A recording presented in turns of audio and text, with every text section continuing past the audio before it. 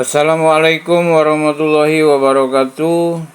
Bismillahirrahmanirrahim.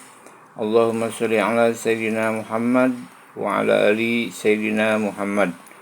Sahabat konsep kehidupan channel dimana saja berada, berjumpa kembali.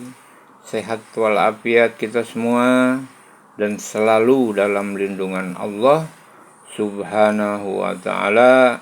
Amin ya rabbal alamin. Nah, di kesempatan ini saya mau menyampaikan informasi atau kabar ya melalui video reaksi ini, yaitu tentang bocornya sambungan telepon atau voice note ya antara Muhyiddin dengan Robito Alawiyah. Itu kayaknya ini perbincangan antara Muhyiddin dengan Robito Alawiyah, entah dengan Kom Topik Assegaf atau siapa gitu. Nah, ngebahas tentang masalah masalah kenapa Robito Alawiyah kok nggak cepat-cepat mengambil sikap gitu, maksudnya agar masalah perdebatan nasab ini cepat-cepat selesai begitu. Kasih tahu caranya begini gitu ya. Bahkan sampai ada anjuran kalau Robito itu seharusnya segera datang ke PBNU.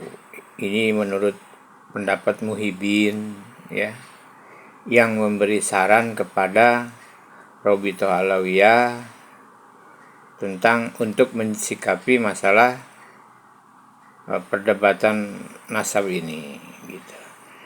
Ya memang nggak ngaruh kalau kata dia ya, itu mau diakui Juriat Rasul atau bukan, ya nggak ngaruh, bahkan jangan ditanggapi gitu kalau kata Muhyiddin gitu ya, cuek-cuek aja lah gitu.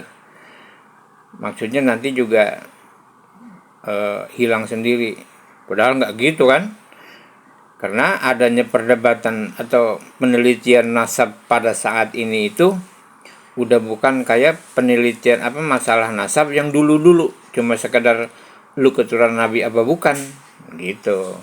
Tapi ini udah menyangkut karena banyak tindakan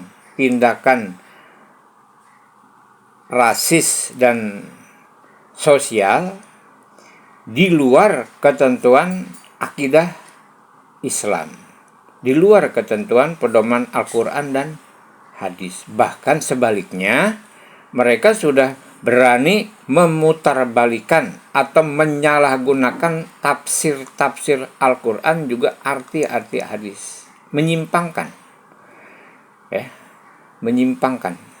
makna atau arti daripada Al-Quran dan hadis. Ini berbahaya. Untuk apa?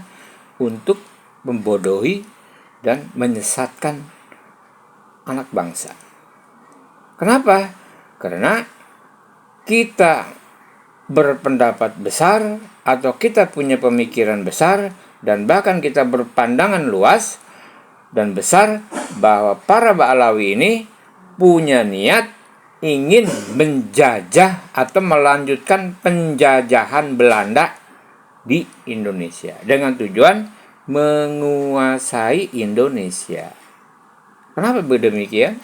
Karena kita lihat dari beberapa tindakannya yang saat ini mereka lakukan. Pembodohan, doktrin, merubah sejarah, membuat kuburan-kuburan baru. Yang lama dibuat kuburan baru, maksudnya nama-nama baru. Ini adalah cara-cara yang digunakan oleh Zionis Israel untuk merebut atau menguasai tanah Palestina. Nah, itulah saudara ya. Nah, seperti apa dan bagaimana ini perbincangan voice note-nya ya antara Muhyiddin dengan Robito Alawiyah. Muhyiddin ini sebetulnya orang Indonesia ya. bukan Yaman ya. Oke, yuk kita saksikan ya bagaimana voice note-nya ya, bagaimana pembicaranya. Oke, selamat mengikuti atau selamat. Mau percaya kalau ada orang TK kemudian mengkritik profesor? Siap. Jadi intinya begini, Robitoh itu tidak berkepentingan untuk diakui sebagai dzurriyyah atau tidak. Tidak berkepentingan, sama sekali tidak berkepentingan. Tapi Robitoh secara keilmuan wajib bertanggung jawab. Ini secara keilmuan ini. Fardu menurut saya. Saya tanya sama Rumail. Kata Rumail, saya sudah kapok berhubungan Robitoh karena saya sudah banyak dikecewakan. Kalau sekat arogansi, nun sewu. Jadi memang ada apa ya? Ada di bagian habaib itu agak rasis lah, antara habaib dengan orang Jawa itu kan rasis. Jadi apa ya? Nggak bisa nyampur. Jadi apa ya? Dipandang sebelah mata lah. Makanya itu yang bisa ngatasi itu RA. Kalau saya kan punya teman di Maroko, cuman dia enggak tahu alamat narkoba yang asli. Nah ini yang perlu RA. Makanya saya tanya dengan punya link enggak ke RA untuk menyelesaikan masalah ini, karena itu harus diselesaikan satu-satu. Enggak bisa kalau bukan dari RA yang minta. Masa kita individu yang minta, kan enggak bisa. Nah, itu yang perlu. Ini menurut saya mau tidak mau Robitoh itu harus ikut menyelesaikan masalah ini. Jadi walaupun Robitoh tidak berkepentingan diakui sebagai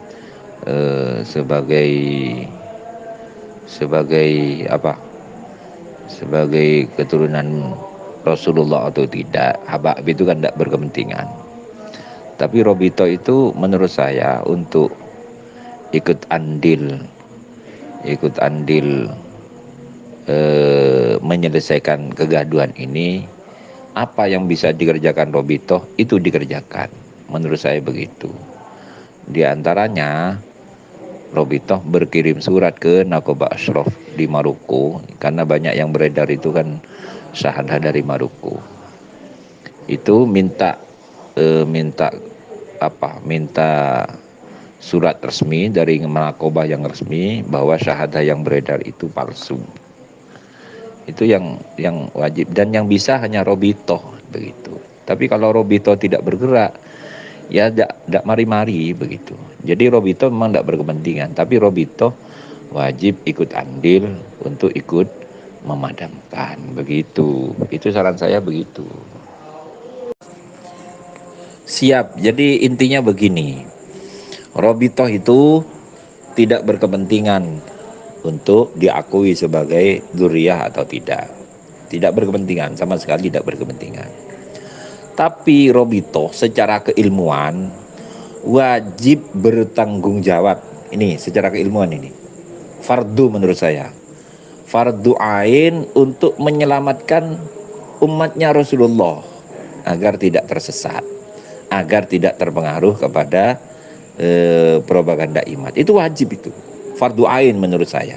Fardu ain bagi Robitoh untuk untuk bergerak yang kira-kira membentengi umat agar tidak tersesat. Itu kewajiban, bukan hanya sunnah. Kalau untuk masalah pengakuan diakui sebagai dzurriyyah Rasul atau tidak, itu kan bukan wajib dan bukan sunnah juga. Tidak masalah, tidak ada kepentingan. Tapi untuk membentengi umat itu tugasnya Robitoh. Apa yang bisa Robitoh lakukan? Ya diantaranya itu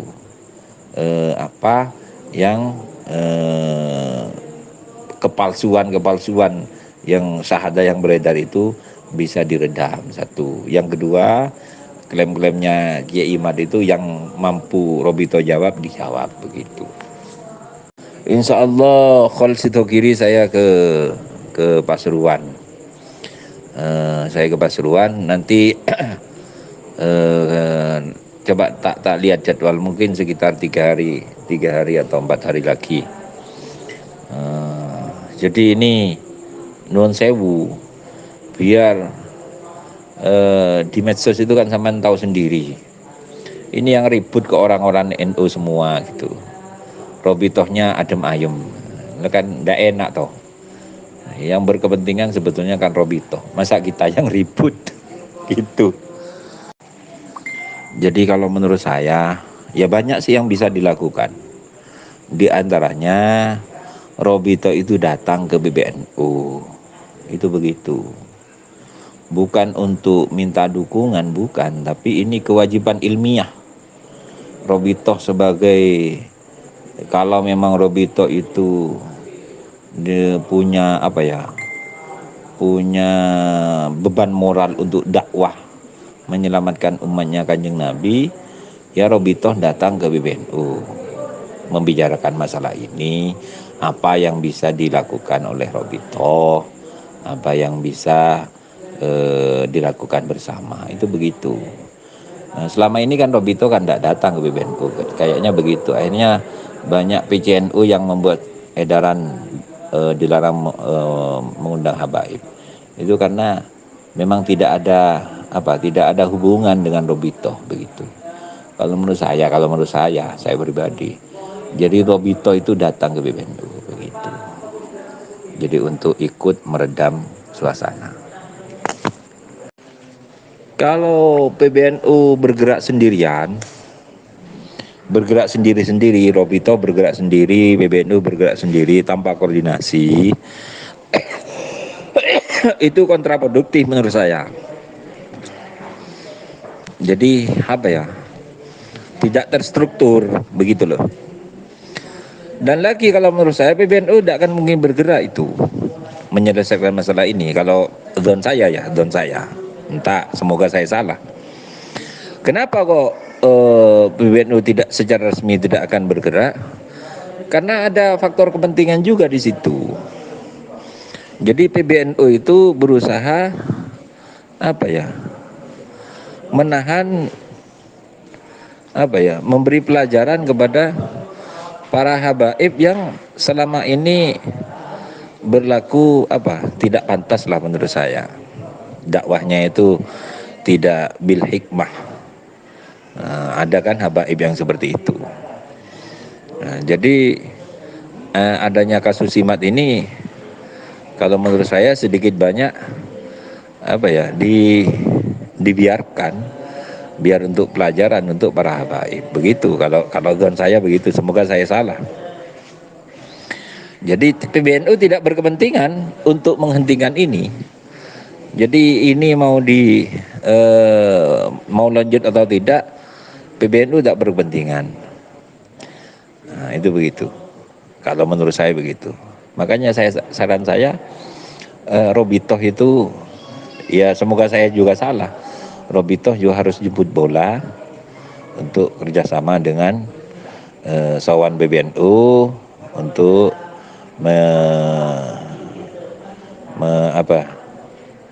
merapatkan barisan, menentukan langkah yang bersama begitu.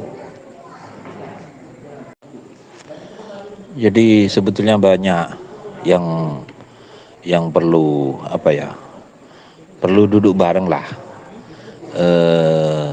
meninggalkan sekat-sekat arogansi antara habaib dengan para kiai. Jadi harus duduk bareng meninggalkan sekat-sekat itu. Kalau ini bisa terlaksana, maka insya Allah mudah selesai. Contoh yang sering digoreng oleh teman-teman itu kan pidatonya Habib Taufik yang tentang afdholiyah Ahlul Bait. Memang tidak ada yang salah, dan itu memang betul. Tapi ketika yang menyampaikan itu beliau di di pengajian umum, itu kok kalau disampaikan berulang-ulang itu kok seakan-akan kontraproduktif. Kewajiban mencintai Ahlul Bait, kewajiban mencintai Dzurriyyatul Rasul, yang mana yang menyampaikan itu ada di dalamnya gitu loh. Tapi memang tidak salah, mangkulil haqqo wala kana murran itu tidak salah. Tapi ini menjadi kontraproduktif. Kontraproduktif. Nah, itu diantaranya seperti itu. Biarlah yang menyampaikan itu para kiai, itu begitu. Kalau menurut saya banyak sih yang perlu di-PR. Tapi saya bukan tidak cocok dengan Habib Taufik, enggak. Saya kepada beliau itu sangat kagum. Dakwahnya beliau itu, keikhlasan beliau dalam dakwah, saya sangat kagum. Tapi kan tidak semua mesti kita cocok, enggak kan begitu. Lah iya, jangan para habaib.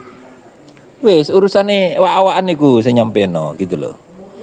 Nah, habaib itu nyampaikan dakwah sajalah, terkait dengan afdoliyah para sada itu jangan pernah disampaikan karena sensitif. Jadi orang sama niku kudu ngurmat nang aku. Lu kan ya apa ngono lho. jadi begitu. Lah itu yang digoreng kan sama orang-orang itu begitu. Jadi mungkin cara dakwahnya itu harus tapi kayaknya ini apa yang saya bicarakan ini kayaknya masih jauh panggang daripada api. Kenapa kok begitu? Karena Robito sendiri dalam masalah ini kayak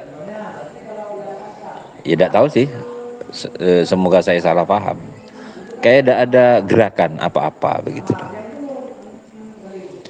Saya tanya sama Rumail, kata Rumail, saya sudah kapok berhubungan Robito karena saya sudah banyak dikecewakan.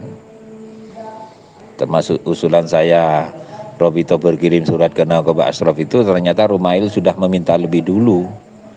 Ketika ketemu di Solo, Habib Taufik dan Habib Sehan mengatakan menyanggupi iya, tapi sampai sekarang tidak ada. Ya saya memaklumi karena beliau berdua sibuk. Tim Sidogiri saja mau menemui Habib Sehan sampai sekarang tidak bisa karena sibuk. Jadi saya sebetulnya pesimis masalah ini bisa diselesaikan oleh Robito, walaupun sebetulnya mudah sebetulnya kalau Robito mau. Tapi ya tidak apa-apa, dicoba saja. Insya Allah saya nanti akan sowan ke Bangil, ya mungkin bisa. Tapi kalau ikut lihat ceritanya Rumail, repotnya berhubungan dengan Robito, kok saya sendiri pesimis begitu. Iya tidak apa-apa, kita coba saja. Tapi kalau sekat arogansi, nun sewu.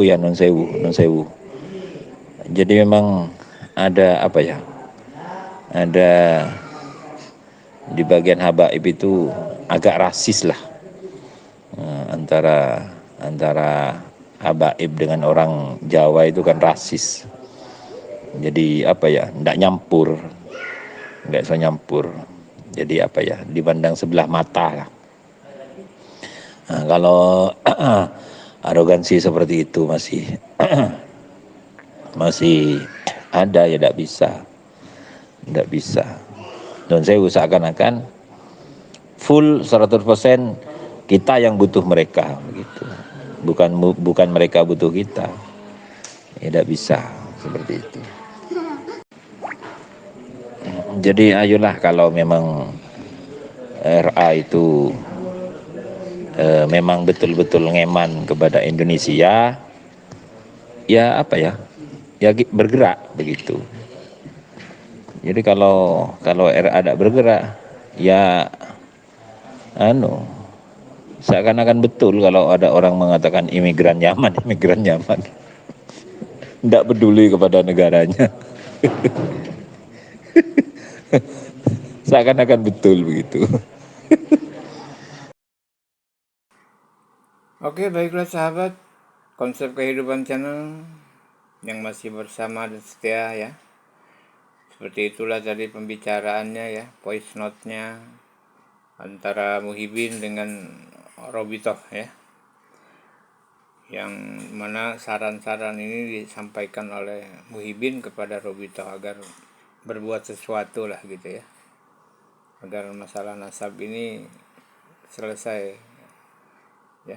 Padahal selesainya nasab ini kalau Robitoh mengakui ia bukan keturunan Rasul ya. Kenapa? Sebab kita masyarakat, kita bangsa Indonesia sudah tahu dan sudah jelas. Jadi jangan dibodohi terus, dan kita tidak mau mereka masih dibodohi, membodohi, melakukan pembodohan ya yang selama ini mereka lakukan kepada para muhibin yang kurang pandai, kurang cerdas ya. Kalau yang cerdas nggak kena ya. Apapun alasannya kurang cerdas ya. Kalau bodoh nggak, kurang cerdas saja. Jadi kalau zaman dulu anak-anak ngomong tulali lah gitu, tulalit ya. Ya mohon maaf, kenyataannya gitu ya. Baik sahabat, terima kasih ya yang sudah subscribe, juga terima kasih yang sudah bersama kami. Atas kebersamaannya, mudah-mudahan Allah mudahkan segala urusan kita. Allah kita beri sehat dan selalu melindungi kita dalam segala dan sesuatu hal, dan barokah apa yang kita kerjakan. Wabillahi taufiq wa hidayah, wal afu minkum. Wassalamualaikum warahmatullahi wabarakatuh. Sampai ketemu lagi.